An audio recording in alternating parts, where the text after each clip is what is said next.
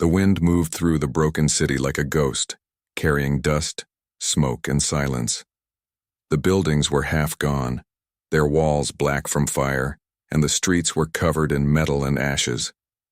Once, this place had been full of people, full of life and voices, but now it was only the sound of the wind and the soft crack of falling stones.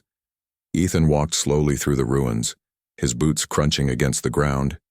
He wore a torn jacket and a small backpack, carrying what little food he had. He was tired, hungry, and alone, but he had survived worse. It had been 5 years since the war between humans and aliens ended, if it could be called an ending at all. Both sides had lost almost everything, and the world was now nothing but ruins and memories. Ethan searched the old buildings for supplies, anything that could help him live one more day. He pushed open the rusted door of what looked like an old school, its roof half fallen in.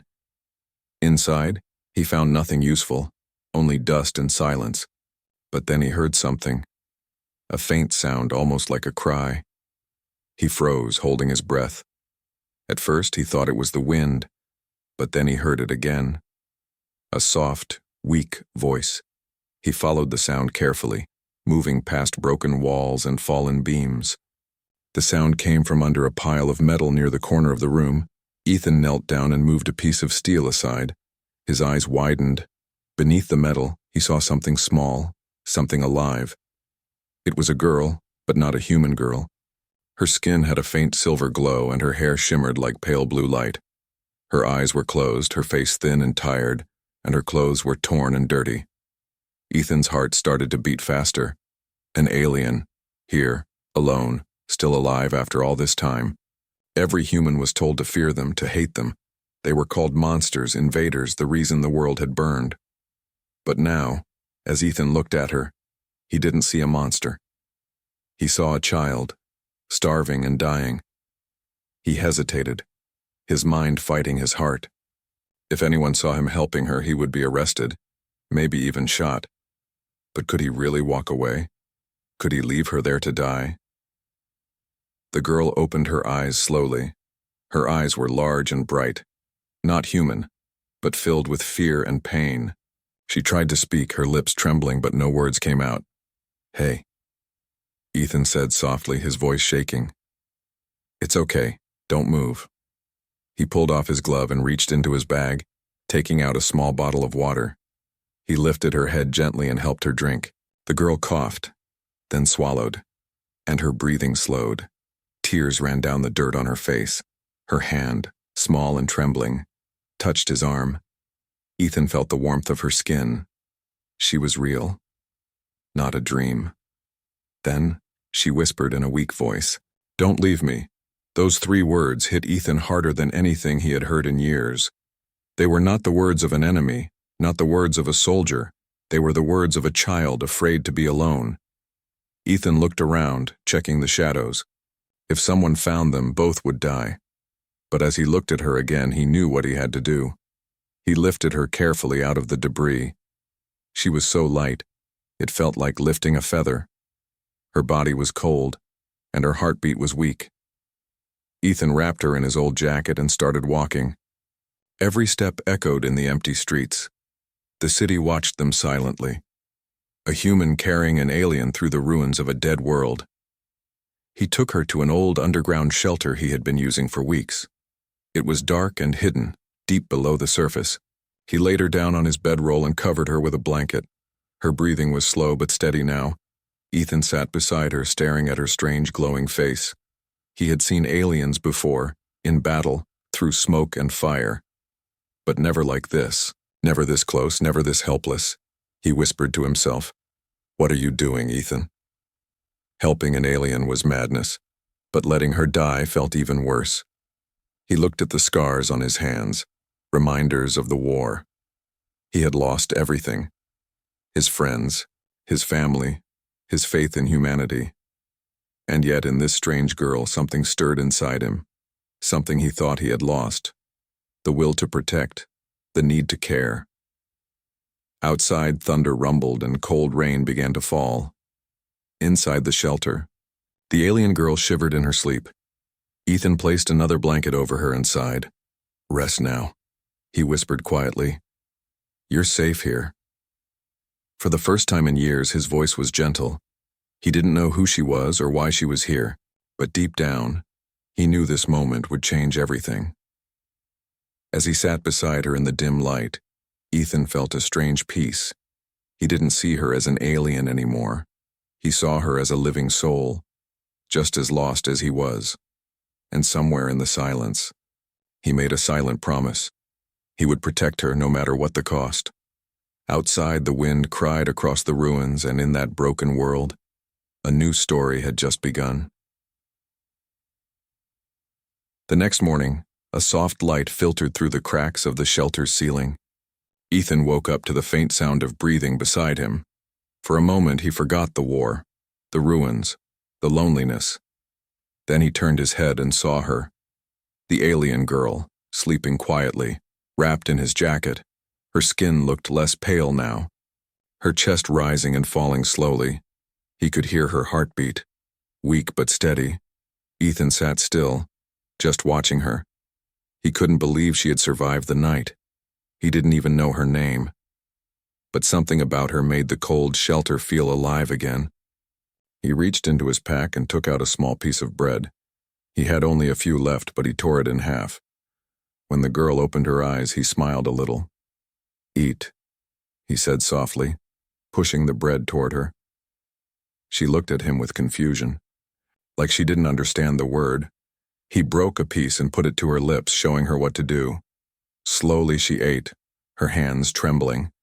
Tears ran down her silver cheeks as she whispered, "Thank you." Her voice was soft, broken, but filled with something real. Trust. Ethan was surprised she could speak human words, though slowly and carefully. "Can you understand me?" he asked. The girl nodded weakly. "A little." Her eyes glowed faintly in the dim light. "What's your name?" Ethan asked. She looked down, her lips moving. "Lyra?" Ethan repeated it quietly. "Lyra?" It felt strange but beautiful, like a forgotten melody. Lyra closed her eyes for a moment, and then whispered another word. "Mother." Ethan frowned. "Your mother?" She nodded again, pain in her expression. "She is gone," she said slowly. "Ship. Crash. Fire." Ethan's chest tightened. He remembered the night the alien ships fell from the sky. Everyone thought they had come to destroy Earth. But now, looking at Lyra, he wasn't so sure. For days he cared for her in secret. He found medicine in an old clinic, gave her food, and tried to teach her more words. Sometimes she laughed, a quiet laugh that echoed through the shelter. It was the first time Ethan had heard laughter since the war. At night she would wake up from nightmares whispering in her alien language. Ethan didn't understand, but he stayed beside her until she fell asleep again. One afternoon, while they were sitting by a small fire, Lyra pointed at the stars visible through the cracks above. She said something in her language, then looked at Ethan. "What did you say?" he asked. She tried again, speaking slowly. "My home was there." Her eyes were full of tears, shining like starlight. Ethan stared at the sky too, thinking of his own home, now just ashes. 2 lives, 2 worlds, both destroyed by the same war. Days turned into weeks, and Lyra grew stronger. She began to walk around the shelter, curious about everything. She would touch the old machines and ask, "What is this?" Ethan would explain with simple words, and she would smile. Sometimes she drew shapes on the dusty floor, circles, stars, and strange symbols. When Ethan asked what they meant, she said quietly, "My people's language." But there was something Lyra never talked about. Whenever Ethan asked what her people were doing on Earth, she would fall silent. Her eyes would grow dark and she would whisper, "They lied." Ethan didn't understand what she meant, but he could feel her fear. One night while Lyra was sleeping, Ethan stepped outside the shelter. He looked at the destroyed city and thought about everything he had learned. Humans had called the aliens invaders, but what if they weren't? What if everything they were told was wrong? The next morning, Lyra was gone. Ethan panicked and searched everywhere. Finally, he found her near the edge of the ruins, standing before a half-buried metal object. When he got closer, he realized it was part of a crashed alien ship. Lyra was touching it with both hands, tears running down her face. "This, my mother," she said, her voice breaking. Ethan's heart sank. He understood. Her mother had died here. In the crash, Lyra fell to her knees, crying softly. Ethan knelt beside her and placed his hand on her shoulder. He didn't know what to say. Words could not fix a broken heart. Not in any language. That night, back in the shelter, Lyra told him more. She said her mother was a scientist, part of a team sent to help Earth's air grow clean again. Their mission was not war, it was healing. But something went wrong. Someone attacked first, and everything burned. Ethan listened in silence, his mind spinning. If what she said was true, then humanity had started the war, not the aliens. As the fire crackled beside them, Ethan looked at Lyra. Her eyes reflected the orange light, soft and sad. He realized that the truth he had been told all his life might be a lie, and this fragile girl might be the only one who knew what really happened. Outside, the night was quiet, but the silence felt heavy. Something had changed, not just in the ruins, but inside Ethan's heart. He whispered to himself, "I'll protect you, Lyra," because now she was not just an alien child. She was the key to a truth that could change the world. The days passed slowly, and the world outside remained cold and gray. But inside the old shelter, something warm began to grow. Lyra was getting stronger each day, and her laughter sometimes filled the silence. For the first time in years, Ethan smiled without forcing it. He taught her simple words, pointing at things and saying their names. "Fire," he said, showing her the small flame that kept them warm. Lyra repeated softly, "Fire," her voice light and curious. Then she looked up at him and said, "Safe." Ethan froze for a moment, his heart heavy. He had never thought of the word safe in years. Yet hearing it from her lips made him believe it again. Sometimes she would ask strange questions. "Why humans fight?" she said one evening, her voice small. Ethan stared at the fire, unsure how to answer. "Because they are afraid," he said slowly. "Afraid of what they don't understand." Lyra tilted her head, her glowing eyes thoughtful. "My mother said, 'Fear makes hearts blind,'" she whispered. Ethan nodded quietly. She was right.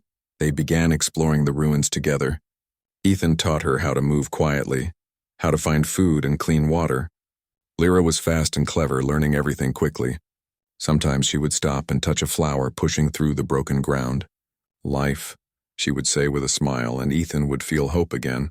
One afternoon, they found an old playground, half buried under rubble. Rusty swings hung from bent metal poles, and a broken slide stood crooked against the gray sky. Lyra ran toward it, laughing softly, her bare feet kicking up dust. Ethan just watched her, frozen by the sight.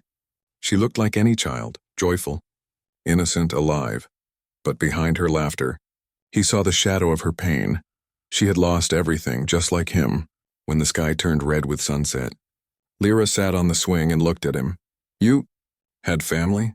she asked. Ethan's smile faded. "I had a daughter," he said quietly. "Her name was Anna." "What happened?" Lyra asked softly. Ethan looked at the ground. "The war." Lyra was silent for a moment, then said, "I'm sorry."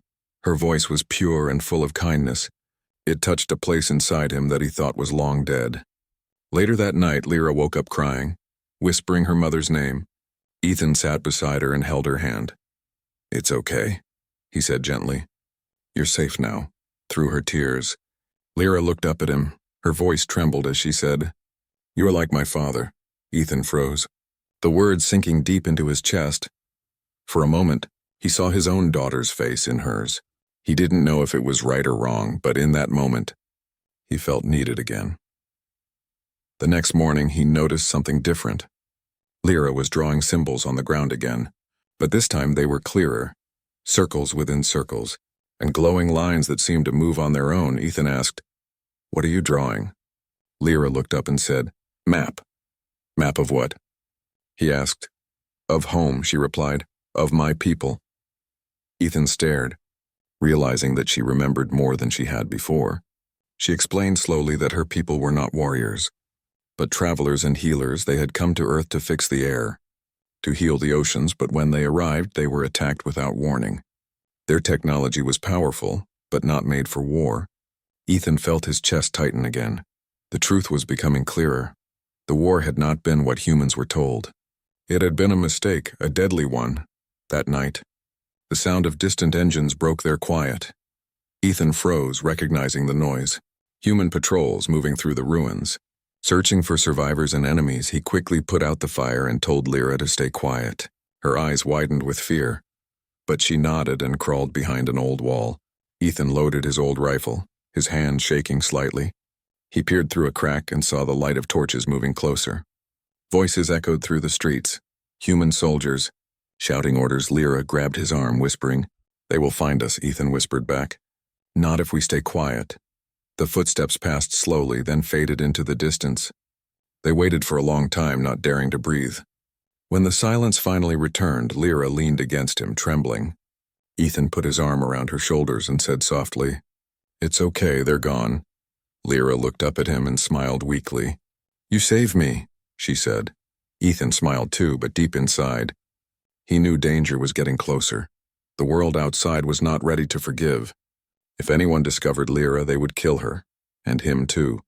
But as he looked at her, sitting quietly beside him, he knew one thing. He couldn't let her go. Not now, not ever, because somewhere in the middle of ruins, fear, and silence, they had built something no war could destroy: trust. And though he didn't know it yet, that bond between a human and an alien child would soon become the spark that would change the fate of both worlds. The night after the patrol passed, Ethan couldn't sleep. He sat near the cold fire pit, his eyes watching the shadows dance on the walls. Every sound outside felt dangerous now. Every gust of wind sounded like footsteps. He knew it was only a matter of time before someone found out he was hiding an alien, and that crime meant death. Lyra slept beside him, her face peaceful in the dim light. She trusted him completely, and that trust cut deep into his heart. He wasn't afraid for himself anymore, only for her. The world had lost its mercy long ago, and men had forgotten what it meant to protect something innocent. Morning came slow and gray. Ethan gathered what little food they had left, planning to move to another shelter deeper underground. But before they could leave, he heard voices again, louder this time, closer. He grabbed Lyra's hand and pulled her behind a wall. Through a crack in the concrete, he saw them, a squad of human soldiers in armored suits scanning the area. At the front was a man Ethan recognized, Captain Red, once his commander, once his friend. Ethan's heart dropped. If Red was leading the patrol, they weren't just scavengers, they were hunting something. Maybe they had already heard the rumors. Rumors of a human hiding something strange in the ruins. "Search every corner," Red shouted, his voice echoing through the dead city. "No alien gets out alive this time." Lyra flinched at his voice, and Ethan tightened his grip on her hand. He whispered, "Stay quiet no matter what happens." She nodded, her glowing eyes full of fear. The soldiers spread out, breaking doors, checking rooms. Ethan knew the shelter wouldn't stay hidden for long. He looked at Lyra and whispered, "We have to go." They crawled through a broken tunnel that led to the back of the building. But just as they reached the exit, a bright light flashed behind them. "Ethan Carter," a voice called out. Cold and sharp, Ethan froze. It was Red. Slowly, Ethan turned around, his rifle shaking in his hands. Red stepped forward, gun raised, his armor shining with dust and firelight. "I knew it was you," Red said. "But I didn't want to believe it." Ethan's voice was rough. "You shouldn't have come here, Red." Red looked past him and saw Lyra, hiding behind Ethan's shoulder. His eyes widened, then turned hard. "You're protecting one of them," he said, "after everything they did to us." Ethan's grip on his rifle tightened. "She's just a child," he said. "She didn't do anything." Red's expression darkened. "They're all the same, Ethan. Their kind destroyed half our world." Lyra stepped out slowly, trembling but brave. Her small voice broke the silence. "No, we didn't." Red's gun moved toward her instantly. Ethan shouted, "Don't!" and stepped in front of her. For a long moment, no one spoke. The only sound was the wind whistling through the broken walls. Lyra's voice shook as she said, "My people came to help." Red frowned, confused. "Help?" She nodded weakly. "Fix your air, your sky, your home." Ethan looked at Red. She's telling the truth, he said. Her mother was a scientist, not a soldier, but Red shook his head. You've been fooled, Ethan. They lie. That's what they do. Ethan lowered his rifle and stepped closer. I saw her ship, Red. I saw what happened. It wasn't an invasion. It was a slaughter. Red's jaw tightened, his mind fighting his heart. For years he had believed one story, and now his old friend was tearing it apart. Lyra stepped forward again. Tears glimmering in her bright eyes, she whispered, Your leaders started the fire. The words hung in the air like thunder. Even the soldiers behind Red lowered their weapons slightly. Red's eyes flickered with doubt. What are you talking about? My mother said. Humans attacked first, Lyra said softly. We came with gifts, not guns. Ethan nodded. It makes sense, Red. You remember how fast the war started. No warning, no reason. Red looked at him, anger and confusion fighting in his face. If that's true, he said slowly, then everything we fought for was a lie. The silence that followed was heavy, almost painful. The soldiers looked at each other, unsure of what to believe. Then one of them shouted, Captain, what do we do with them? Red didn't answer, his eyes fixed on Ethan. Finally, he lowered his weapon, his voice low. Take them and go. Ethan blinked. What? Before I change my mind, Red said. There's a patrol coming from the west, and if they find her, it's over. Ethan grabbed Lyra's hand. Come on, he said. They ran through the broken streets. Disappearing into the mist behind them, Red watched silently. He looked at the crumbling city, then at the sky that had long lost its blue. Maybe, just maybe, the girl was right. Maybe the monsters were never from another world. As the storm rolled across the ruins, Red whispered to himself, maybe we were the monsters all along. The wind was cold as Ethan and Lyra ran through the broken streets. Behind them, the city burned under a gray-red sky. Every shadow looked like a soldier. Every sound felt like danger. But Ethan didn't stop, not even for a second. He held Lyra's hand tight. His only thought was to keep her alive. They reached the edge of the ruins, where the world turned to open wasteland. There, the sky seemed larger, the air clearer, though still heavy with dust.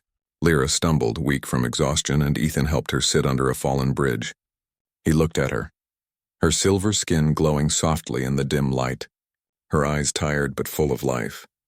You're safe now, he said gently, though he wasn't sure if it was true. Lyra looked up at the sky and whispered, It used to be blue. Ethan nodded slowly. Yes, a long time ago, she smiled faintly. My mother said, Humans once loved the sky. Ethan's throat tightened.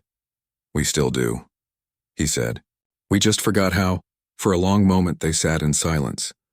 The ruins behind them looked like the bones of a dead world. But in that silence there was something new, a faint feeling of peace. Lyra reached into her pocket and pulled out a small, glowing crystal. This is from my ship, she said softly. It holds memory of my people. Ethan leaned closer, the crystal glowing brighter in her hands. Inside it, shapes of light moved, faces, voices, words from another world. He heard laughter, songs, and saw images of green forests and silver oceans. It was beautiful, alive and full of harmony. Lyra looked at him and said, We came to give this to humans, Ethan blinked. Give what? She smiled sadly. Knowledge. To heal your world. Her voice shook slightly. But they shot us before we could speak. Ethan closed his eyes, pain filling his heart. All the years of war, hate, and death. For nothing but fear and lies. Suddenly, they heard the sound of engines in the distance. More soldiers were coming. Faster this time. Ethan stood up, holding his rifle. We have to move. Lyra shook her head. No. They need to know the truth. Ethan frowned. If we go back, they'll kill us. She looked at him, her eyes glowing with quiet strength. If we run, nothing changes, she said. If we speak, maybe something will. Ethan stared at her, a mix of fear and pride in his heart. He realized that this fragile alien child was braver than most men he had ever known. He took her hand and said, Then we do it together. They returned to the city as dawn broke. The sky was pale orange, the light cutting through the smoke. Red and his soldiers were still there guarding the main road. When he saw them, Red raised his weapon but then lowered it slowly. You came back, he said, his voice quiet. Lyra stepped forward, holding the glowing crystal in her hands. Please, she said softly. Let me show you. The soldiers stood still, Unsure of what to do, Lyra lifted the crystal high, and light filled the air. It showed images of her world, cities floating in clouds, oceans of silver, children laughing under bright suns.